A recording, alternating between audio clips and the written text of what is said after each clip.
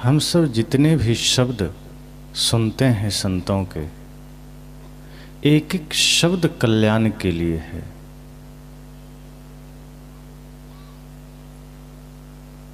अब तय हमें करना है कि हम किस शब्द से जीवन को बदल पाते हैं। चारों ओर प्रयास यही है कि आदमी के जीवन में सुख, शांति, समृद्धि आ जाए। ये सत्संग पंडाल आदमी के लिए ही तो है। आप कहीं चले जाएं बाहर, कोर्ट कचहरी, थाना, अस्पताल, ये सब आदमी के लिए है। हालांकि आज के समय में जानवरों के भी अस्पताल हैं, लेकिन जानवरों के अस्पताल अब इसलिए बने हैं क्योंकि वे जानवर आदमी के संग में रहने लगे। जो जानवर आदमी के संग में नहीं रहते वो बीमार भी नहीं पड़ते। आदमी की बीमारी अब जानवरों में आ गई है और इस वजह से कहीं कहीं जानवरों के अस्पताल मिलेंगे, लेकिन जानवरों के लिए कोई सत्संग स्थल नहीं है, जानवरों के लिए कोई कोर्ट कचहरी नहीं है। आपके खेत में कोई बढ़िया फसल लगा हो और किसी का बैल आकर खा जाए तो उस पर कोई मुकदमा नहीं चलेगा। हाँ, जिसका बैल है उस पर जरूर दो चार बातें किसी ने कह दी, उसको सुना देगा, मालिक है वो, लेकिन बैल को कोई नहीं कहेगा। ये सत्संग आदमी के लिए है। कोर्ट कचहरी न्यायालय सब आदमी के लिए है। आदमी को ही बदलने की चेष्टा संपूर्ण शास्त्रों ने की है। किसी शास्त्र में आपने नहीं पढ़ा होगा कि ये ज्ञान अगर बिल्ली सुन ले तो वो धार्मिक हो जाएगी, कि यह ज्ञान अगर कुत्ता सुन ले तो धार्मिक हो जाएगा, बैल सुन ले तो धार्मिक हो जाएगा। उन जितने भी जीव जंतु हैं वो प्रकृति में जीते हैं, उनमें सारे गुण निहित हैं जो उनमें होने चाहिए। गधा में जो गुण होने चाहिए वो गधा में है, उसमें कोई कमी नहीं है। बैल में जो गुण होना चाहिए वो बैल में है, कुत्ता में जो गुण होना चाहिए वो कुत्ता में है, लेकिन आदमी में नहीं है जो गुण आदमी में होना चाहिए। इसलिए हमारे मनुष्यों ने कहा मनुर्भव, मनुष्य बनो।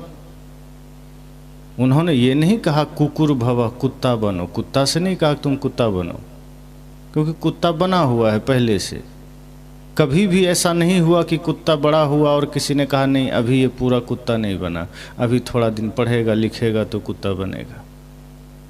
कि नहीं अभी ये पूरा बैल नहीं बना, थोड़ा बैलों के संग में जाएगा तो बैल बनेगा। वो जन्म से बैल है, जन्म से कुत्ता है, जन्म से गधा है, जन्म से बिल्ली है और जीवन पर्यंत बिल्ली बन के रहती है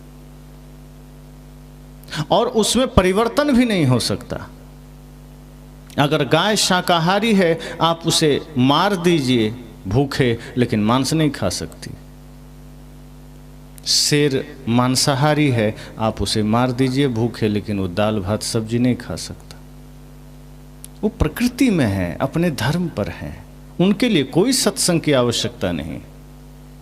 गाय ने कहीं दीक्षा थोड़ी ली है शाकाहारी बनने के लिए कि गुरु से माला ले लिया तो शाकाहारी बन गई। गधे ने कहीं शिक्षा नहीं लिया। और यदि आप चाहें कि हम बिल्ली को धार्मिक बना दें तो भी असंभव है।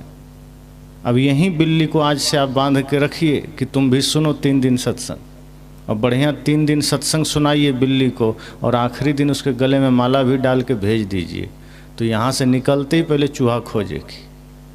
उसको ये नहीं पता कि हमने ज्ञान सुना है हिंसा नहीं करनी, पाप नहीं करना। जानवर में कोई परिवर्तन नहीं हो सकता, वो परिवर्तन में ही है। उसको जो होना चाहिए वो है, वो अपने धर्म, अपने प्रकृति, अपने स्वभाव पर है। ये सत्संग इंसानों के लिए है, संतों की सारी वानियाँ इंसानों के लिए है कि हमारा जीवन व्यवस्थित हो जाए। हम ही अव्यवस्थित हो गए। आज इंसान इंसान बनकर कहाँ जीता। जो गुण इंसान के होने चाहिए वो गुण है नहीं। आप ही कई बार गुस्से में अपने बच्चे को कह देते हैं क्या बैल की तरह जीवन जी रहे हो, कहते हैं ना, आदमी की तरह क्यों नहीं कहते। कोई भी कुछ करता है, उदाहरण आप उसे जानवर से देते हैं, इसका मतलब वो आदमी बन के नहीं जी रहा, वो कुछ ना कुछ जानवर का गुण धारण किया हुआ है। किसी को कहते हैं वो आदमी तो ऐसा है कुत्ता की तरह जीवन हो गया, वो तो ऐसा है जहाँ देखो वहीं गधा की तरह बस बोझ ढोए रह रहा। वो आदमी कब बनेगा? आदमी का शक्ल है, आदमी कब बनेगा? सदगुरु कहते हैं मानुष केरी खोलरी ओढ़े फिरत हैं बैल। ये खोल आदमी का है, बने बैल फिर रहे हो। सदगुरु कहते हैं कि ये संपूर्ण प्रयास आदमी को बदलने के लिए है, ये सत्संग पंडाल भी आदमी को बदलने के लिए है, ये जितने भी शास्त्र हैं ये आदमी के जीवन को बदलने के लिए है, ये जितने भी मंदिर हैं ये आदमी के जीवन में परिवर्तन लाने के लिए है, ये जितने भी धार्मिक से लेकर के बाह्य व्यवस्थाएं हैं वो सब आदमी के लिए, ये जितनी गाड़ियां चलती है ये सब आदमी के लिए, ये सड़कें बनती है आदमी के लिए बनती है, ये घर मकान दुकान बनते हैं सब आदमी के लिए है, जानवरों के लिए कुछ नहीं। फिर भी सबसे ज़्यादा क्रूरता हैवानियत इंसानों में है। मैंने पहले सत्र में कहा था कि आज आदमी इंसान कहाँ है, वो हैवान होता जा रहा है। तो ये सत्संग का असर कब होगा? ये सारी बानियां संतों ने इंसानों के लिए कही, और गजब की बात यह है कि इंसान जानता सब है, ऐसा नहीं कि कुछ नहीं जानता। आदमी के पास ज्ञान है, ज्ञान का आचरण नहीं है, शब्दों का ज्ञान है, बल्कि यूं कहें कि जानकारियां बहुत है, ज्ञान तो कुछ भी नहीं। ज्ञान हो तो सब कुछ हो जाए। कई बार गलतफहमी यह हो जाती है कि हम जानकारी और ज्ञान को एक मान लेते हैं। संत कहते हैं जानकारी बहुत अलग चीज़ है। जानकारी मतलब आप कुछ शब्दों को जान लें, शास्त्रों को जान लें, वाक्य जान लें, संस्कृत जान लें, मैथ जान लें, साइंस जान लें, हिस्ट्री जान लें, चांद तारे सूर्य को जान लें, सब जान लें, ये जानना जानकारी हुई। लेकिन ज्ञान तब होता है जब व्यक्ति स्वयं को जानता है, और ये मुश्किल से होता है। लेकिन आदमी दुनिया को जाना और कह दिया मैं ज्ञानी हो गया। ज्ञानी होना सरल नहीं।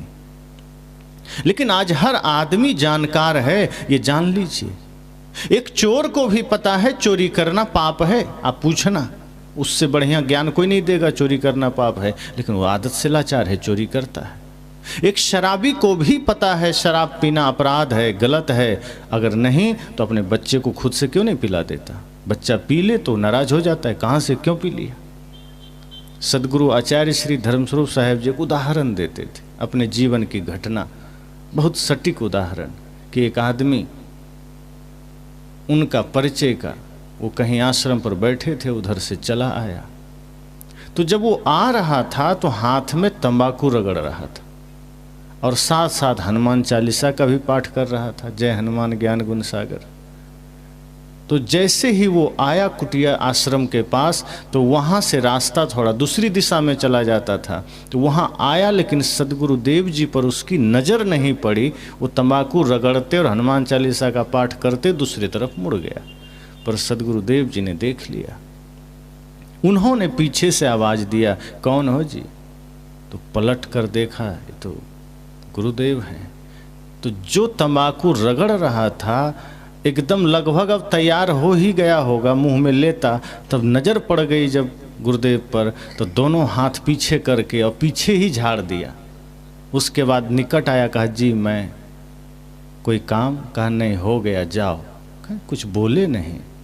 कहा नहीं, हम ये देखना चाहते थे कि तुम्हारे भीतर यह ज्ञान है कि नहीं कि तंबाकू रगड़ रहे हो और जा रहे हो किसी बड़े संत सज्जन के पास, तो तुम्हारी अंतरात्मा यह स्वीकार करती है कि नहीं कि जो हम कर रहे हैं गलत है। अगर तुम्हें लगता या ये काम अच्छा होता तंबाकू रगड़ना, तंबाकू खाना, तो तुम पीछे फेंकते नहीं, तुम बल्कि हाथ आगे बढ़ा देते कि गुरुजी थोड़ा आप भी ले लीजिए।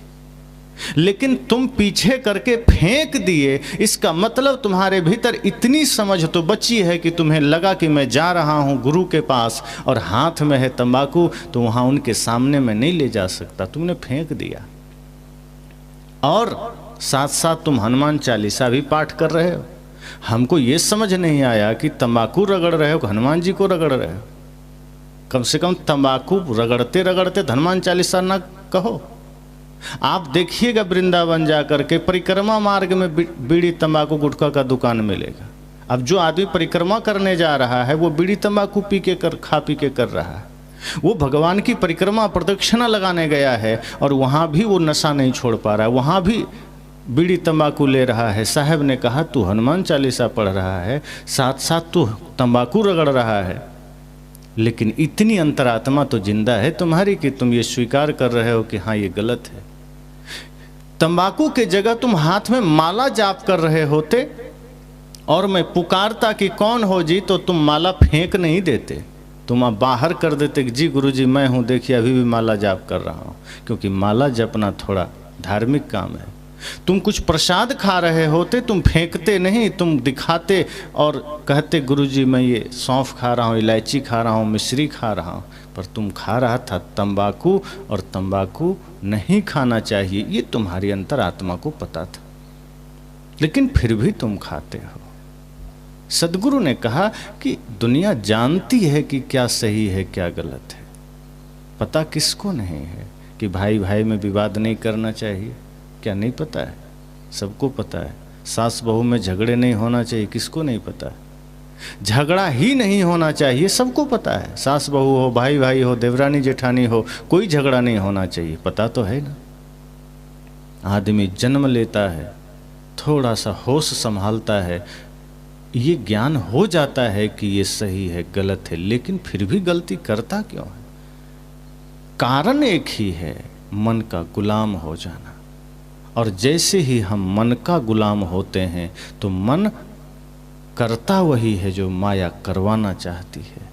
और माया कभी आपसे अच्छे काम नहीं करा सकती, वो आपको सदैव प्रपंच में ले जाएगी, वो आपको सदैव हिंसा में ले जाएगी, वो सदैव आपको क्रूरता में ले जाएगी। और आप ये सोचते हैं कि पिता पुत्र का एक छोटा सा झगड़ा छोटा झगड़ा है, भाई भाई का झगड़ा एक छोटा सा परिवार का झगड़ा है, सास बहू का झगड़ा छोटा सा झगड़ा है, भाभी का झगड़ा, देवरानी जेठानी का झगड़ा छोटा झगड़ा नहीं है। इस भूल में मत रहिएगा।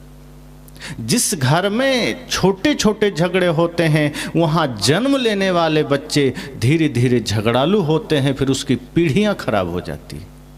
आप अपने जीवन में छोटा सा झगड़ा करते हैं, लेकिन उसका प्रभाव आपकी संतानों पर पड़ता है, और उस घर में पलने वाले बच्चे धीरे धीरे झगड़ालू बनते हैं, फिर उनके बच्चे झगड़ालू बनते हैं, और एक पीढ़ी कई पीढ़ियों को हिंसात्मक बना देती है। ये छोटी सी बात नहीं है। आप जो करते हैं वो असर आपके संतानों पर होता है, आप जैसा जीते हैं उसका असर आपके आसपास के लोगों पर होता है। इसलिए संत कहते हैं ये ध्यान रखना, ज्ञान है, ज्ञान का आचरण नहीं है। शब्द है लेकिन जीवन में सत्य नहीं है, ग्रंथों का पाठ है लेकिन ग्रंथों का आचरण नहीं है।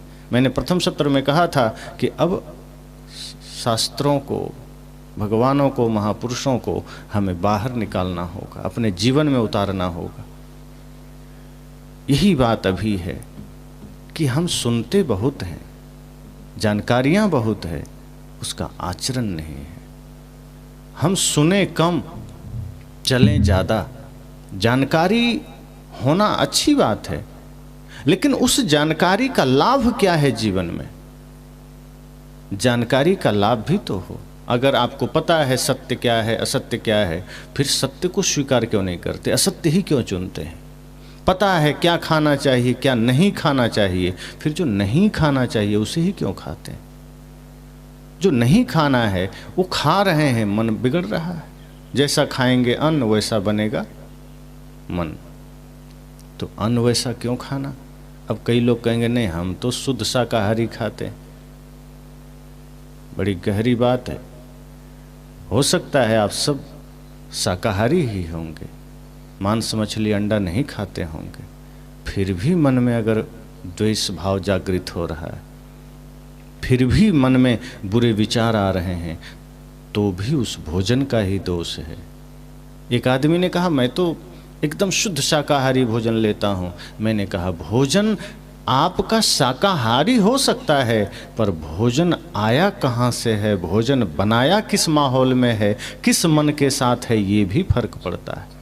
अगर भोजन बनाते समय मन में खिन्नता है, क्रोध है, कामना है, ईर्ष्या है, किसी भी प्रकार का विकार है मन में और भोजन बन रहा है, तो ये समझ जाना वो भोजन हिंसात्मक भोजन है, वो भोजन विष के समान है। फिर वो भोजन जो ग्रहण करेगा उसका मन मस्तिष्क बदलेगा।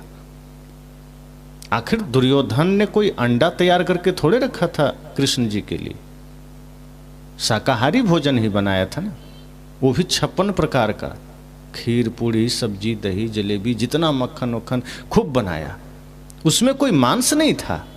कृष्ण ने फिर भी क्यों त्याग दिया? कृष्ण ने इतना ही कहा कि दुर्योधन तुम्हारे भोजन में अहंकार की गंध है और मैं वो भोजन नहीं ले सकता। उसी महाभारत में जब द्रौपदी जाती है, भीष्म पितामह बाणों के सैया पर लेटे थे प्रणाम करने, तब क्या कहती है प्रणाम करके कि आप ही वो आदमी हैं जिसके वजह से हमारा चिरहरण हुआ था। भीष्म पितामह दुखी हुए, कहा बेटी मैं तो तुम्हें आशीर्वाद दे रहा हूँ, तुम क्या कह रही हो? कहा आशीर्वाद अभी क्यों दे रहे हो? देना था उस दिन क्यों नहीं दिया?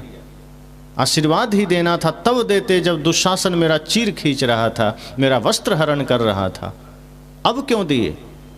और ये दुनिया जानती है कि जिस सभा में भीष्म पितामह बैठे हों, अगर वो खड़े हो जाते तो दुशासन तो छोड़ो, स्वयं काल भी हिम्मत नहीं करता कि कोई कुछ कर सकता था, और आपके होते मेरा चिरहरण हो गया। दूसरा कौन था जो आपके सामने खड़ा होता अगर आप खड़े हो जाते?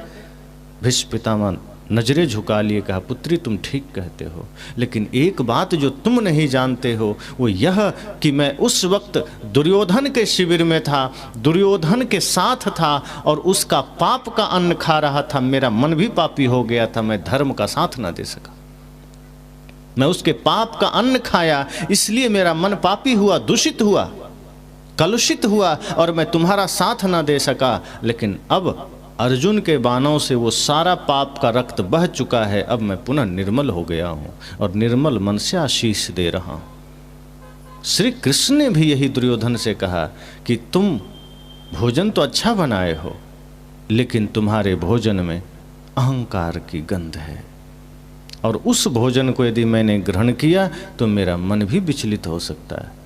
इसलिए नहीं दुर्योधन, मैं तुम्हारा भोजन नहीं ले सकता।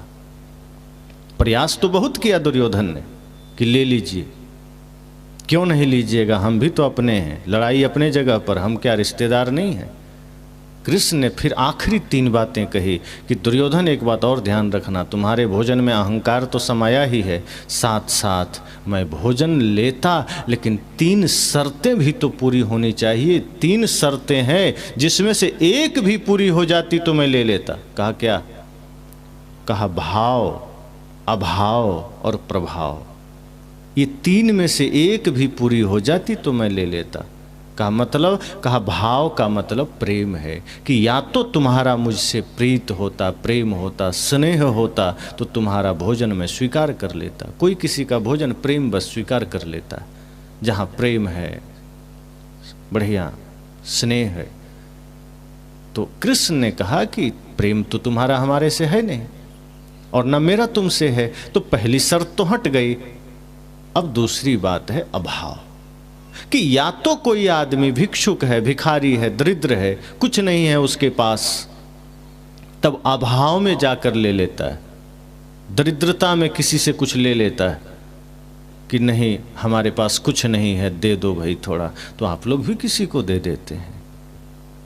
कृष्ण ने कहा कि अभाव तो है ही नहीं, मेरा सामर्थ्य तुमसे भी ज्यादा है, मेरे पास तो तुमसे भी ज्यादा खाने को अन्न है, धन है। फिर अभाव भी हट गया। अब अंतिम बात है प्रभाव का, कि या तो तुम इतना शक्तिशाली हो, इतना ताकतवर हो कि तुम्हारे डर से कोई स्वीकार कर ले। होता है कई लोग दबंग व्यक्ति होते हैं, उसके डर से कुछ लोग बात मान लेते हैं। तो भगवान कृष्ण ने कहा कि प्रभाव में तो तुम मेरे सामने जीरो हो, तो न भाव है न अभाव है और न तेरा मेरे सामने कोई प्रभाव है। तो दुर्योधन तुम्हारे इस अहंकारपूर्ण भोजन को मैं स्वीकार नहीं कर सकता। नहीं किए। चले गए बितुर जी के घर, वही साग रोटी खाए और कहे कि जो स्वाद अमृत में नहीं वो इस साग रोटी में है। तो आप किस भाव से भोजन बनाते हैं ये महत्वपूर्ण है। अगर आपकी भावना उस वक्त दूषित है, आप उस वक्त क्रोध में हैं और भोजन वो बन गया है, वो विष के समान हो जाएगा। फिर वो भोजन घर के लोग करेंगे, फिर वो मन व्यथित होगा। इसलिए संत कहते हैं कि आप ये सोचते हैं कि हम तो शाकाहारी हैं, हमें खाने का ना खाने का ज्ञान है, हम तो बढ़िया से बना रहे हैं, सफाई से बना रहे हैं, लेकिन मन उस समय गंदा रह गया और भोजन बन गया, उसका प्रभाव भोजन पर हो जाएगा। उस भोजन को घर के कोई भी सदस्य खा लेगा, बच्चे खा लेंगे, वो भोजन नुकसान करेगा। इसलिए संत कहते हैं जानकारी है लेकिन भीतर समझ भी होनी चाहिए। सिर्फ जानकारी से काम नहीं चलेगा, उसका आचरण भी होना चाहिए। जब घर में भोजन भी बनाइए तो इतने भाव से, इतने प्रेम से, इतने स्नेह, इतने समर्पण से, जैसे आप साक्षात परमात्मा के लिए भोजन बना रहे हैं। आप ऐसा बनाकर देखिए, फिर उस भोजन को करने के बाद वो भोजन भोजन नहीं रहेगा, वो प्रसाद बन जाएगा। इसीलिए भंडारा में जो भोजन बनते हैं उसे प्रसाद कहते हैं, क्योंकि वो भक्ति से बनता है, प्रेम से बनता है, श्रद्धा समर्पण से बनता है। इसलिए संत जन कहते हैं घर में भी भोजन बनाओ तो सारे मसाले तो रखते ही हैं, तेल रखते हैं, एक डिब्बा में श्रद्धा समर्पण प्रेम भी रखना और वो भी डाल दिया करना, आपका भोजन बड़ा पावन बनेगा। इसलिए मैंने कहा जानकारियाँ सबके पास है, ज्ञान सबके पास है, हम चल नहीं पाते हैं। ये सारी सृष्टि सबके पास, सारा ब्रह्मांड, जो भी जहाँ भी आदमी है, सबको पता है क्या करना है नहीं करना है, फिर भी हम करते हैं। और फिर भी शास्त्र यही कहता है कि नहीं, इंसान को बदलना पड़ेगा, इंसान के जीवन में परिवर्तन लाना पड़ेगा। ये सत्संग का प्रयास भी इसीलिए है।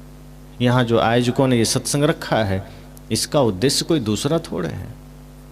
आयोजकों ने यही संकल्प लेकर के ये आयोजन किया है कि लोग आएं, सुने और अपने जीवन को बदल के जाएं। संत जन तो पारस हैं, बल्कि पारस तो फिर भी लोहा को सोना करता है। सदगुरु तो कहते हैं पारस और उस संत में बड़ो अंतरो जान, वो लोहा कंचन करे गुरु कर ले आप समान। जो सच्चे गुरु हैं, संत हैं, वो तो पारस से भी ऊपर है, क्योंकि पारस पत्थर से लोहा छू जाए सोना बनता है। लेकिन सदगुरु कहते हैं कि जब संत और गुरु से आपका जीवन जुड़ जाता है तो आपके भीतर गुरुत्व पैदा हो जाता है, वही सत्य, अहिंसा, प्रेम, करुणा पैदा हो जाती। संत गुरुजन कभी नहीं चाहते कि कोई हमारा शिष्य बने, संत गुरुजन यही चाहते हैं कि लोग मेरी तरह बने, मुझसे भी ऊपर चला जाए, उनके भीतर भी वही सत्य हो, वही निष्ठा, वही ज्ञान, वही समर्पण हो। सदगुरु कबीर भी थोड़े चाहते हैं कि कोई मेरा दास बने, मेरा शिष्य बने। जब वो तत्वाजीवा के यहाँ थे सदगुरु कबीर भरूच में, और जब तत्वाजीवा ने बड़ी सेवा की, पूजा की, और जब सदगुरु कबीर चलने लगे तो दुखी हुए तत्वाजीवा कि प्रभु आप चले जाएंगे, हमारा जीवन कैसे चलेगा। वो रोने लगे कि सदगुरु कबीर जा रहे हैं, हम कैसे जिएंगे। तो सदगुरु कबीर ने क्या कहा कि क्या सच में तुम मुझसे प्रेम करते हो, क्या सच में तुम मुझे चाहते हो। कहा जी गुरुजी बहुत चाहते हैं। तो साहब ने क्या कहा, जो तू चाहे मुझको तो छाड़ सकल की आस।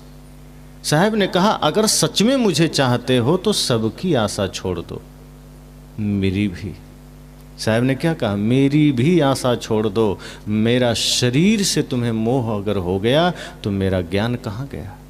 ज्ञान यह है कि शरीर में मोह मत करना। मैं शरीर में नहीं हूँ, मैं ज्ञान में हूँ। अगर तूने ज्ञान धारण किया तो समझना कि मैं तुमसे अलग नहीं हूँ।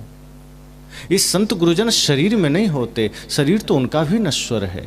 शरीर से अगर प्रीत करोगे तो शरीर तो मिटेगा, फिर दुख होगा। संतों का ज्ञान धारण करना, और जब उस ज्ञान को हृदय में धारण करोगे तो सदा लगेगा गुरु मेरे हृदय में है। सदगुरु श्री अभिलाष साहब चले गए शरीर से, लेकिन उनका आदर्श, उनका ज्ञान, उनकी मर्यादा, उनकी साधना शब्द बनकर आचरण बनकर, ज्ञान बनकर सबके हृदय में है। आंख बंद करिए, सदैव लगेगा वो मेरे साथ हैं। सदगुरु यही तो कहते हैं कि कभी भी गुरु ज्ञान में होता है। ज्ञान धारण किया कि गुरु को धारण कर लिया। सदगुरु ने कहा कि अगर तुम मुझे सच में चाहते हो तो कभी भी मोह मत करना, शरीर को मत चाहना। इस शरीर तो नश्वर है, आज नहीं तो कल मिट्टी में मिल जाएगा। क्या प्रेम करना शरीर से? प्रेम मेरी बातों से करो, मेरे ज्ञान से करो। और वो ज्ञान से प्रेम का अर्थ इतना ही है, उसे हृदय में धारण करो। तत्वा जीवा, मेरे शब्दों को अपने हृदय में धारण करो, अपने आचरण में उतारो। और जब तुम मेरे शब्दों को, मेरे ज्ञान को अपने आचरण में उतारोगे तो तुम पाओगे कि तुम मेरे ही समान हो गए हो। फिर तुम में मुझ में कोई भेद नहीं है। छाड़ सकल की आस, साहब ने कहा मुझे ही ऐसा होए रहो, सब सुख तेरे पास। कहा जो सुख मेरे होने पर तुम्हें मिल रहा है, मेरे रहने पर जो शांति तुम पा रहे हो, बस मेरे समान बन जाओ। मैं नहीं रहूँगा तब भी तुम उतना ही सुखी रहोगे। मैं चला जाऊँगा फिर भी तुम उतना ही सुखी रहोगे। मेरे जाने से रोना मत। सदगुरु ने एक संदेश दिया कि कभी भी बाहर किसी चीज़ में लगाव मत करना। वो बिखरेगा, वो टूटेगा, उसका नाश होगा। और जिस चीज का नाश होना है, अगर उसमें प्रीति करोगे तो दुखी तो होगे ही। इसलिए प्रीत उससे करना, प्रेम उससे करना जिसका कभी नाश नहीं होगा, कभी दुखी नहीं होगे। तो सदगुरु ने कहा कि ये ज्ञान गुरु है, और जो ज्ञान धारण कर लेता है वो गुरु के समान हो जाता है। हम सब भी यही संकल्प लें कि हम सदगुरु संतों के वचनों को सुने, उनके शरीर में प्रीति ना करें, उनके वचनों को मानें। जो वचन हम जीवन में धारण करेंगे, जो ज्ञान हम धारण करेंगे जीवन में, वो ज्ञान आपका हो जाएगा। समझना, गुरु सदा आपके साथ, कभी उनको आप अलग नहीं पाएंगे। हम गुरु को अलग तभी देखते हैं जब हम उनके ज्ञान को हृदय में धारण नहीं करते। जब सदगुरु कबीर के एक एक शब्द हमारे जीवन में उतरेगा तो लगेगा जैसे कि सदगुरु कबीर तो सदैव मेरे हृदय में है, बाहर कहीं है ही नहीं। और बाहर जहाँ देखेंगे वो तो माया है। गो गोचर लग जह मन जाई, सो सब माया जाने ओ भाई।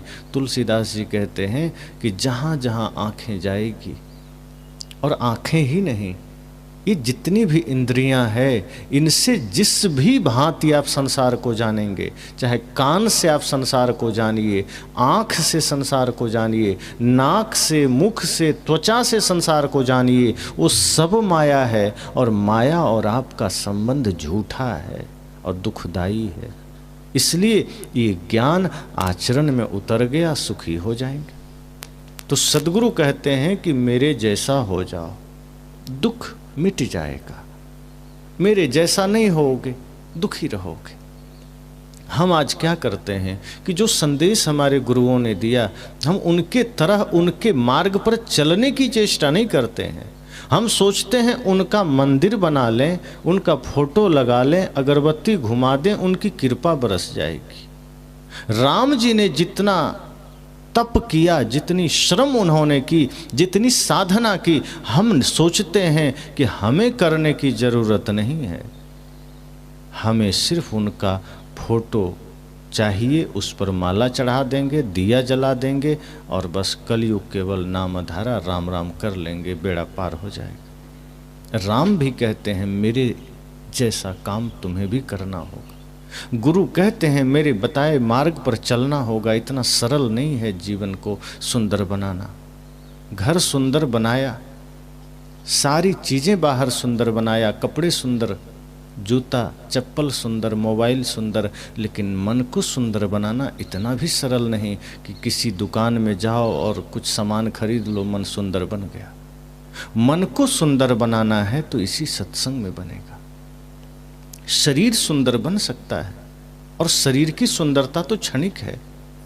शरीर को सजा लो, 1 घंटे बाद शरीर फिर वैसा ही हो जाता है। जैसे अभी लोग नववर्ष मना रहे हैं, और नया जैसा कुछ भी नहीं, सब कुछ तो पुराना है। अब समस्या ये है ना कि आदमी आज से 1 जनवरी को अब नया वर्ष मना लिया, 1 जनवरी से जैसे ही 2 जनवरी हुआ फिर वही पुरानापन शुरू हो गया, और वही पुरानापन अब चलेगा 31 दिसंबर तक। आदमी 31 दिसंबर तक पुराने में जिएगा और उसी पुराने में जीते जीते वो एक दिन अचानक नया करने की कोशिश करता है, लेकिन वो करता है बस, होता नहीं है। अगर हमारी आँखें पवित्र हो जाए तो शायद हम हर पल को नया देख सकें। हमारे जीवन में हर दिन नया होता है, हमारे जीवन में हर सूर्योदय नया होता है, हर एक सवेरा नया होता है। हम देख नहीं पाते क्योंकि हमारा मन गंदा है, और गंदा मन से हम हर दिन पुराना कर लेते हैं, हर पल पुराना कर लेते हैं। नया तभी देखेंगे जब मन को नया कर सकेंगे। अब चश्मा हम हरा पहन लें और सामने कितना भी लाल पर्दा लगा हो, हरा ही तो दिखेगा। अब पर्दे कोई बदलते रहे बार बार कि अब कैसा दिखता है, अब कैसा दिखता है, तो क्या हो जाएगा। हरा पर्दा जब तक आँखों पर है, हरी पट्टी आँखों पर है, हरा चश्मा आँखों पर है, तो संसार कैसा भी बदलेगा हम उसके बदलाव को देख नहीं पाएंगे। इसलिए ज़रूरत है मन को बदलने की।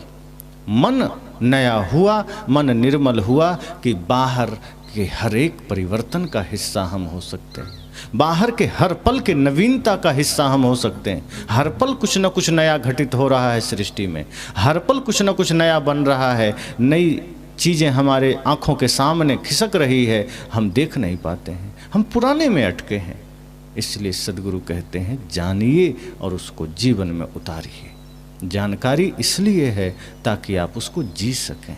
जानकारी मस्तिष्क में इकट्ठा करने के लिए नहीं है।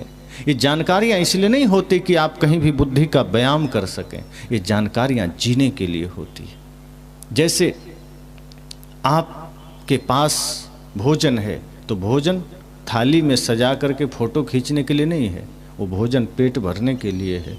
आप भोजन करेंगे तो पेट भरेगा। ये ज्ञान भी सिर्फ मस्तिष्क में सजा करके बांटने के लिए नहीं है, ये ज्ञान पहले हृदय में धारण करने के लिए है।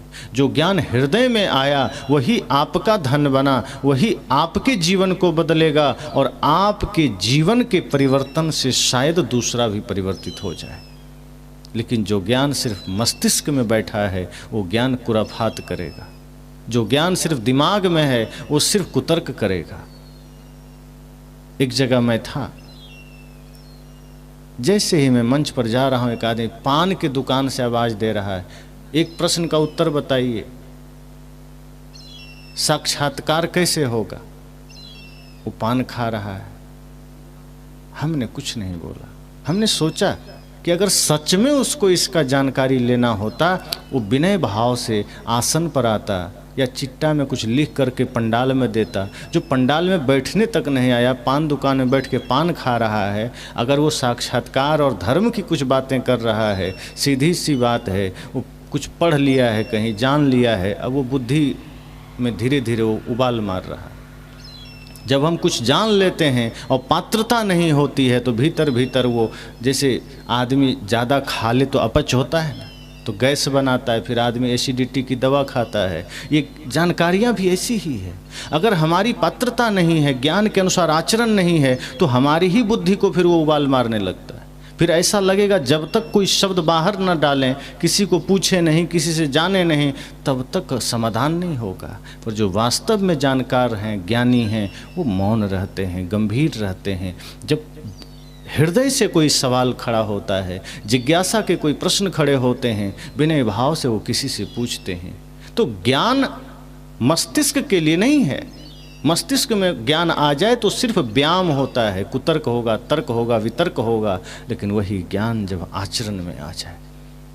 इसलिए लोग आजकल जैसे बच्चे पढ़ाई को कंठस्थ करते हैं, पर शास्त्र संतों के ज्ञान कंठस्थ करने के लिए नहीं है, वो हृदयस्थ करने के लिए। कंठस्थ करेंगे तो कंठ तक अटका रहेगा, उधर से ऊपर ऊपर वो कोहराम मचाता रहेगा, फिर अपना ही ज्ञान अपने लिए खतरा बनता है। फिर आदमी नींद में भी बड़बड़ाता रहेगा। कई जगह आदमी आप देखेंगे इतना वो पढ़ लिया है कि जगह जगह कहेगा हमको भी माइक दीजिए, हम भी 1 घंटा बोलेंगे। क्यों भाई, हमको बोलना है, हम बहुत पढ़े हैं। अब वो ज्ञान इतना पढ़ लिया है, सुन लिया है कि मस्तिष्क में वो लगता है जैसे उबल रहा है। पानी उबालते हैं तो बाहर फेंकते रहता है, तो जब तक वो कुछ बोल नहीं लेगा भोजन नहीं पचेगा। ये स्थिति क्यों होती है? क्योंकि वो ज्ञान धीरे धीरे धीरे धीरे यहाँ नहीं आया। और यहाँ जो ज्ञान आता है वही हमारे आचरण में आता है, वही हमारे चिंतन में, वही हमारे वचन में, वही हमारे कर्म में आता है। और जो यहीं अटक गया वो यहीं से उड़ता रहेगा, वो दूसरों को परेशान करता रहेगा। इसलिए सद्गुरु कहते हैं ज्ञान के अनुसार आचरण। अगर यह हुआ तो समझना शांति का द्वार खुला, वरना सत्संग आसपास रहेगा, संत आसपास रहेंगे और हमें लगेगा कि फिर भी हम प्यास में हैं, फिर भी हम पीड़ा में हैं, फिर भी हम दर्द में हैं।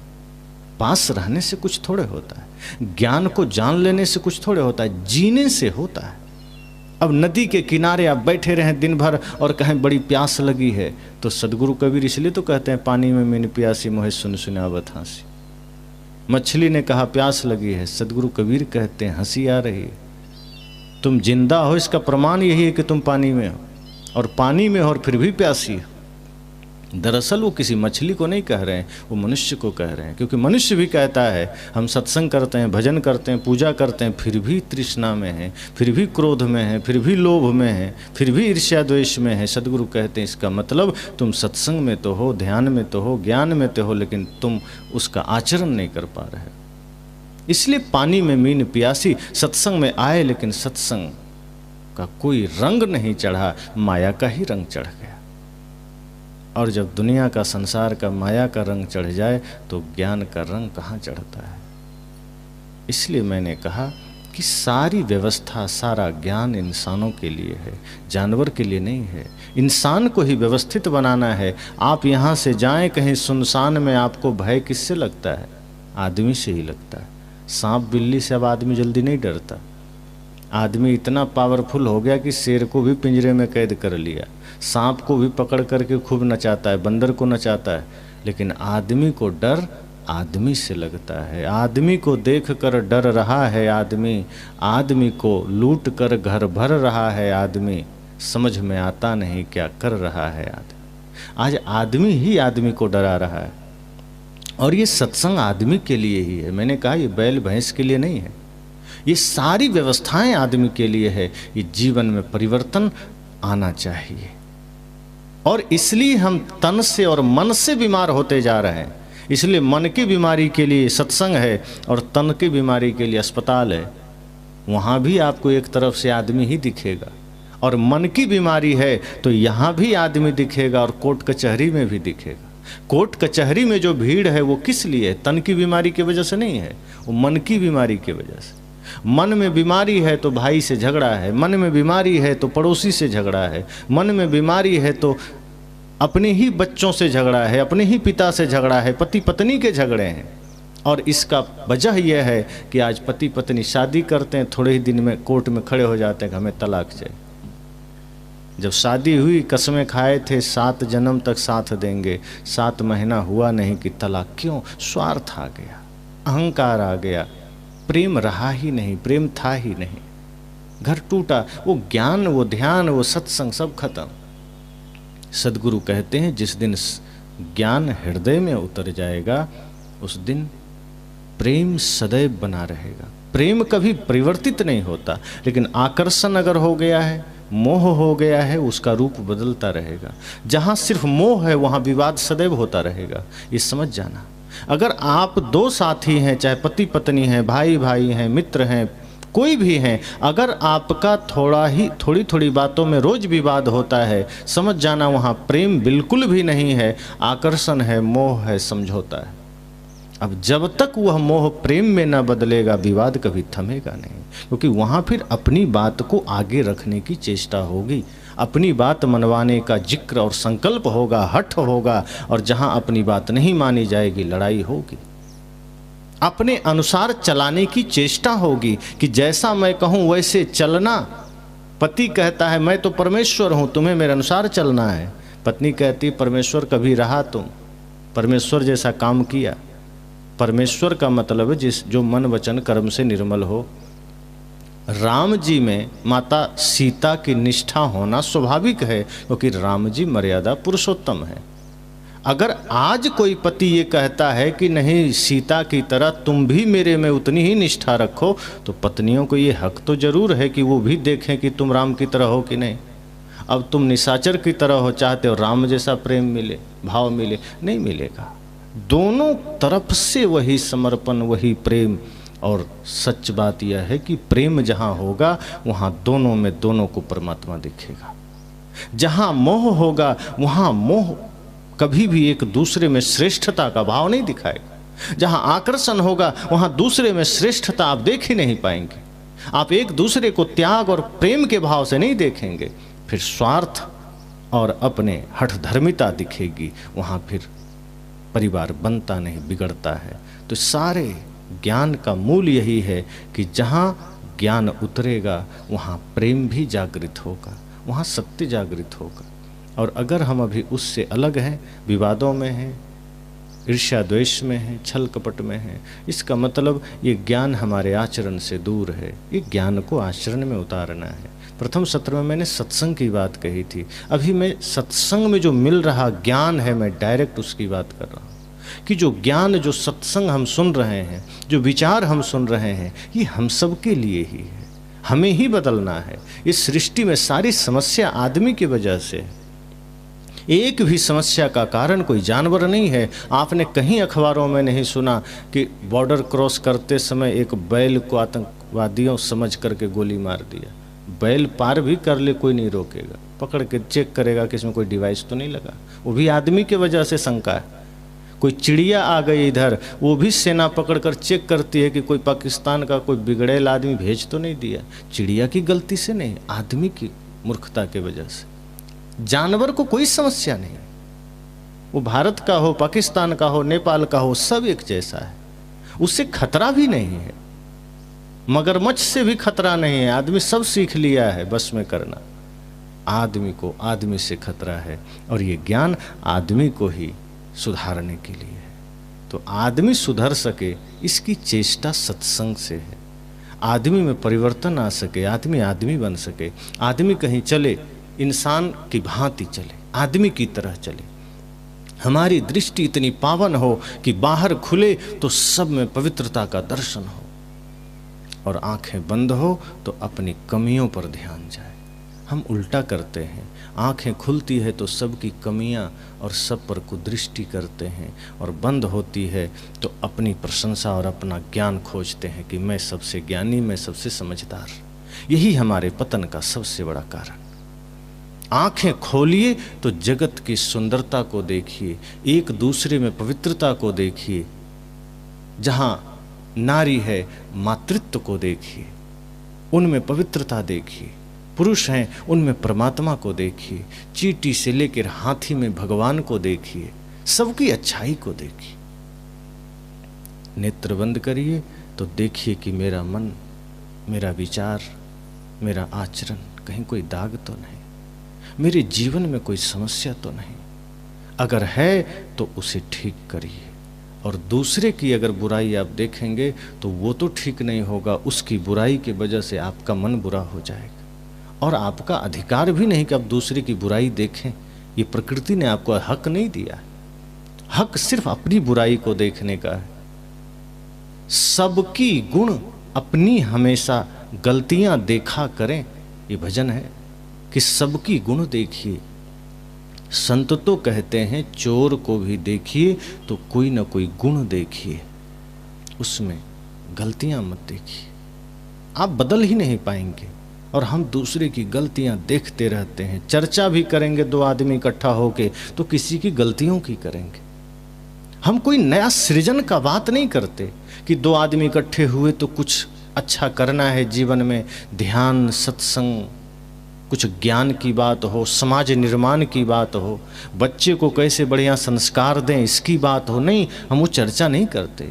दो चार आदमी इकट्ठे हुए तो अरे वहाँ गए, वहाँ खाने को ठीक से नहीं दिया, वो आदमी बड़ा घमंडी है, तो उसका बेटा ठीक नहीं, उसका बहू ठीक नहीं। दिन रात यही बीती हुई बातों को मसलते रहते हैं, मथते रहते हैं। ये ऐसा ही है जैसे बालू को मथना, क्या मिलेगा? कुछ नहीं। ये मुर्दे को उखाड़ना ही तो हुआ। जहाँ गए वो निकल गया, समय बीत गया, क्या चर्चा करना। जिसके जीवन के बारे में आप चर्चा कर रहे हैं वो मौजूद भी नहीं है, व्यर्थ का चर्चा है। इसका मतलब यह नहीं कि वो आदमी बुरा है, इसका मतलब यह है कि हमारी दृष्टि बुरी है, कि हम बुराई पर ही डालते हैं, कि हम गंदी जगह में ले जाते हैं। ये हमारी कमजोरी है। जगत में कहीं कोई त्रुटियां दिखती है, इसका अर्थ यह नहीं कि जगत सच में त्रुटि वाला है, बुराई वाला है। इसका अर्थ सिर्फ इतना है कि हमारी आंखें खराब है, कि हम गंदगी देखते हैं। चाहे तो हम अच्छाई देख सकते हैं, चाहे तो इसी सृष्टि में हम अच्छा देख सकते हैं। हम समाज में जो शराबी है हम उसे देखते हैं, जुआड़ी है हम उसे देखते हैं, जो गलत कर रहा है उसे देखते हैं। कई लोग कहता है क्या करें, हमारे चारों तरफ तो नशेड़ी जुआड़ी सब है, उसी को देखते हैं तो कम से कम हम तो ठीक हैं। संत कहते हैं आपके समाज में अगर कोई एक धर्मात्मा है आप उसे क्यों नहीं देखते? आपके समाज में अगर कोई एक त्यागी है, सत्संगी है, वैरागी है, आप उसे क्यों नहीं देखते? आपके समाज में अगर ऐसे अच्छे लोग हैं आप उसे देखिए, उसका अनुसरण करिए, बुरे को क्या देखना।